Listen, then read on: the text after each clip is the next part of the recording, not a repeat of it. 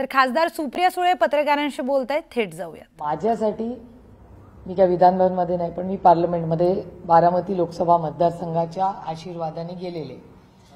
माझ्यासाठी ते पवित्र मंदिर आहे। त्याच्यामुळे असं कृती ही माझ्या ध्यानीमनी नाही। एक तर आपण सुसंस्कृत महाराष्ट्रातले सगळे सुसंस्कृत भारतीय आणि मराठी लोक आहोत। जी कृती झाली ती वाईट आहे, महाराष्ट्राच्या हिताची नाही। आणि अशा कुठल्याही कृती म्हणजे गेल्या 15 दिवसात अनेक व्हिडिओ झालेले आहेत जे सगळेच कुठलाही पक्ष असेल, मग तो आमचा असेल किंवा कुणाचा असेल, ही कृती अशी होता कामा नये या मताची मी आहे। मग कुणाची ती चूक असू दे, आमची असू दे, समोरची असू दे, माझं म्हणणं आहे ते मंदिर आहे, सशक्त लोकशाहीचं मंदिर आहे। आणि अशा मंदिरात अशी कुठलीही घटना, आणि मंदिरात कशाला त्या रस्त्यावरही होऊ नये, चर्चा करा ना, चर्चा करा। मतभेद असण्यात काही गैर नाही, मतभेद असावे, पण मनभेद इतकेही टोकाचे नसावे की लोकांनी असं वागावं। आणि काल एका चॅनलवर मी असं म्हणत नाही की हा चुकला किंवा तो चुकला, पहिलं कोणी केलं हे सगळ्या चॅनल्सनी पाहिलंय, पण म्हणून त्यांनी आपल्याला मारलं म्हणून आपण काय केलं पाहिजे, माझी थोडीशी मतं अशा बाबतीत वेगळी आहेत। कार्यकर्त्यांचे इमोशन्स असतात, त्याचा मान सन्मान करते मी, पण मला असं वाटतं कालची जी कृती झाली याच्यासाठी मी विनंती करीन की माननीय मुख्यमंत्र्यांनी एक ऑल पार्टी मीटिंग बोलवायला पाहिजे होती, सगळ्यांना कॉन्फिडन्समध्ये घेऊन मार्ग काढायला पाहिजे होता। अनेक वेळा आमच्याकडे मारामारी वगैरे होत नाही, थँक गॉड, पण दिल्लीमध्ये अनेक वेळा इमोशन्स हाय असतात, कधी एखाद्या वेळेस टीका कमी जास्त होते, तेव्हा आमचे जे स्पीकर आहेत ओम बिर्लाजी ते आम्हाला सगळ्यांना बोलवून घेतात। आम्ही जरी विरोधात असलो तरी काही नाती संसदेच्या बाहेरही असतात। एका सशक्त लोकशाहीमध्ये डायलॉग असला पाहिजे। माझी अपेक्षा होती की माननीय स्पीकर आहेत महाराष्ट्राचे, त्यांनी तातडीने एक ऑल पार्टी मीटिंग बोलवायला पाहिजे होती, सगळ्या पक्षाच्या नेत्यांना बोलवून चर्चा करून मार्ग काढून पुढची दिशा द्यायची अपेक्षा होती।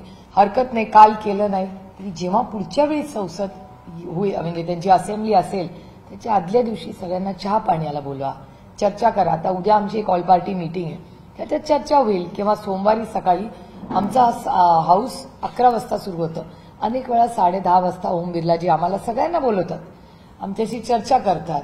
आणि इमोशन झाले तर कधी कधी आमच्याकडून जरा जास्त झालं तरी विरोधी पक्षातले काही लोक म्हणजे सत्तेतले जबाबदारी घेतात, समोरून जास्त टीका झाली तर कधी कधी आम्ही म्हणतो की नको आता बास। त्याच्यामुळे कोणीतरी त्या हाऊसमधले जे लोक आहेत, अनेक ज्येष्ठ आहेत, 5, 6, 7, 8 वेळा निवडून आलेले आमदार आहेत ना, त्यांना थोडीशी ओनरशिप द्या। पण महाराष्ट्रातलं जे वातावरण आज बिघडलेलं आहे ते नीट करण्याची गरज आहे, कारण आम्ही सेवक आहोत, आम्ही राजकारणात ह्याच्यासाठी नाही आलो, तुमच्या आयुष्यात एक चांगला बदल घडवण्यासाठी आलो। त्याच्यामुळे ज्या अनेक घटना, मग ती बॅगची केस असेल, जे पैसे दिसले कॅशमध्ये ती केस असेल, ही वेदना देणारी, जे एकीकडे माननीय प्रधानमंत्री कॅश फ्री भारत करतात। निर्मलाजी माझ्यासमोर अनेक वेळा पार्लमेंटमध्ये म्हणलेत, कारण का प्रत्येक फायनान्शियल डिबेटला जेव्हा फायनान्स बिलचे इश्यूज असतात, मी स्वतः दरवेळीच गेले 15-16 वर्ष मी खासदार आहे, तेव्हापासून मी नेहमी असते त्या डिबेटमध्ये आपल्या ह्या बाजूने। त्यामुळे अनेक वेळा कॅशलेस भारत करण्याच्या प्रयत्नात एक बॅग कॅशची मिळते, मग काहीतरी अंधश्रद्धा कुठेतरी काहीतरी चाललेलं असतं, त्याच्यानंतर आणि काही घटना, हाणामारी, हे महाराष्ट्राची संस्कृती नाही। 2-4 लोक असं वागतात म्हणून प्रत्येक मराठी माणूस असा नाही। आणि माझी विनंती आहे सगळ्या आमदारांना, सगळ्याच, आणि त्यांच्या कार्यकर्त्यांना माझी हात जोडून विनंती की ह्याच्यात महाराष्ट्रात आज व्हिडिओ आणि टीव्हीमुळे तुम्हाला माहिती असेल, तुम्ही सगळे मीडियामध्ये आहात म्हणून, पण प्रत्येक राज्यामध्ये त्यांच्या भाषेमध्ये ट्रान्सलेट होऊन ही बातमी सगळीकडे देशात पोहोचलेली आहे, सगळीकडे।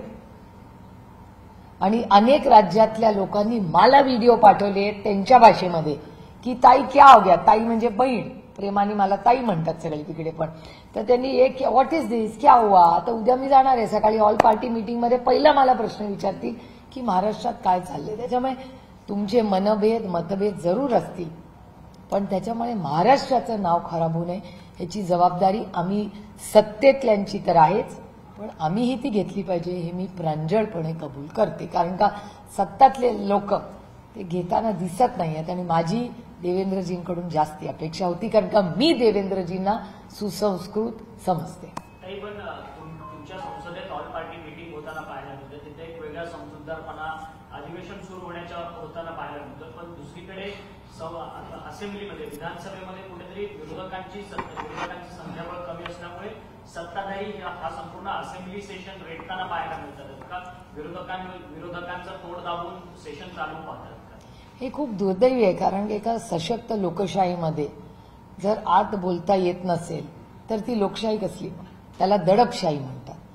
आणि जर सत्तेतलेच लोक सत्तेचा गैरवापर करणार असतील तर मग त्याचा तरी कधीतरी उद्रेक होतो. आणि मला असं वाटतं स्वाभिमानी मराठी माणसांचं ज्या पद्धतीने आज महाराष्ट्रात परिस्थिती आहे ही अतिशय चिंताजनक आहे. माझी विनंती आहे सरकारला की तुम्ही थोडासा समजूतदारपणा दाखवावा. तुमच्या लोकांना ज्या पद्धतीने सत्तेतले लोक आज वागतायत हे महाराष्ट्राची संस्कृती नाही. आणि त्याच्यात महाराष्ट्राचंही नाव होतं आणि सत्तेतल्या लोकांचंही होतंय. आणि ते फक्त राज्यात होत नाही, देशात होतंय. आणि मला असं वाटतं माननीय मुख्यमंत्र्यांनी जी नाराजी होती ती व्यक्त केलेली असं तुमच्या चॅनल्सवर दाखवलेलं आहे, पण ती नाराजी कृतीमध्ये व्हावी एवढीच आमची अपेक्षा आहे. घटना घडली किंवा ज्यांच्या कार्यकर्त्यांनी नितीन देशमुख यांना मारलं ते आमदार तिथेच उभे होते, ते हा संपूर्ण प्रकार थांबवू शकले असते, पण ते पुढे गेले नाही. त्यांना मुद्दामून जाणून बुजून हा सगळा प्रकार घडवून आणायचा होता का? हा प्रश्न तुम्ही मला विचारायची ऐवजी महाराष्ट्राच्या माननीय मुख्यमंत्री आणि माननीय स्पीकरांना विचारला पाहिजे. कारण का जेव्हा आम्ही पार्लमेंटमध्ये असतो तेव्हा तिथली सिक्युरिटी ही सगळी स्पीकरची असते, जे इथे असेंब्लीमध्ये तोच कायदा आहे. आणि ओम बिर्लाजी ह्या बाबतीत आमचे टोकाचे राजकीय मतभेद आहेत, पण जेव्हा पार्लमेंटचा विषय येतो तेव्हा सगळे खासदार असल्या बाबतीत आम्ही सगळे एक असतो की संसदचं नाव खराब होता कामा नये. कारण का संसद हे आमच्यासाठी हे एक मंदिर आहे, एका लोकशाहीचं मंदिर आहे. आणि आम्हाला अधिकार नाही त्याचं नाव खराब करायचा, कारण का असंख्य लोकांचे कष्ट त्या मंदिरात आहेत. त्याच्यामुळे त्याचं नाव जेव्हा खराब होतं तेव्हा प्रत्येक आमदार आणि आजपर्यंत कैलासासी यशवंतराव चव्हाणांनी जो मंगल कलश महाराष्ट्राचा आणला तो खूप कष्ट करून आणलेला आहे, त्याला हुतात्मेही झालेले आहे. त्याच्यामुळे त्या सगळ्यांचा अपमान परवा झाला हे मी खूप जड अंतःकरणाने म्हणते.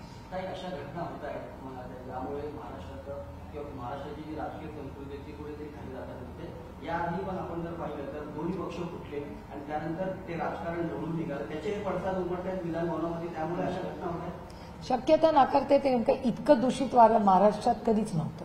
ज्या पद्धतीने लोक वागतायत ही नवीन, ही खूप वेगळं महाराष्ट्र आहे. मला नाही हा महाराष्ट्र माहिती.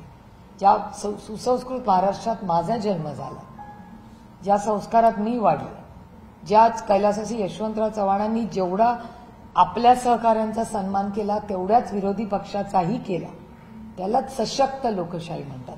पण लोकशाहीमध्ये प्रत्येक वेळीच तुम्ही कुणाला तरी घाबरून त्यांचे इन्स्ट्रक्शन्स घेऊन जर वागणार असाल तर देशाने राज्यासाठी ही अतिशय म्हणजे चिंताजनक आहे. कुठल्याही राज्यासाठी, आपल्या नाही कुठल्याही. आणि हे दुर्दैव आहे की सुसंस्कृत महाराष्ट्रात पहिल्यांदाच होताना आपण. काही राष्ट्रवादी काँग्रेस अजित पवारांचे जे प्रदेशाध्यक्ष सुनील तटकरे त्यांनी एक महत्वाचं विधान केले की दोन्ही राष्ट्रवादी एकत्रीकरणाच्या संदर्भात आम्हाला भाजपच्या पक्षश्रेष्ठींबद्दल बोलावं लागेल असं ते वक्तव्य सूचित करतात. अर्थातच या वक्तव्याकडे आपण कसं पाहता? मी तुम्हाला सांगू, मी एक तर खूप स्पष्ट बोलते आणि जे खरं आहे तेच बोलते.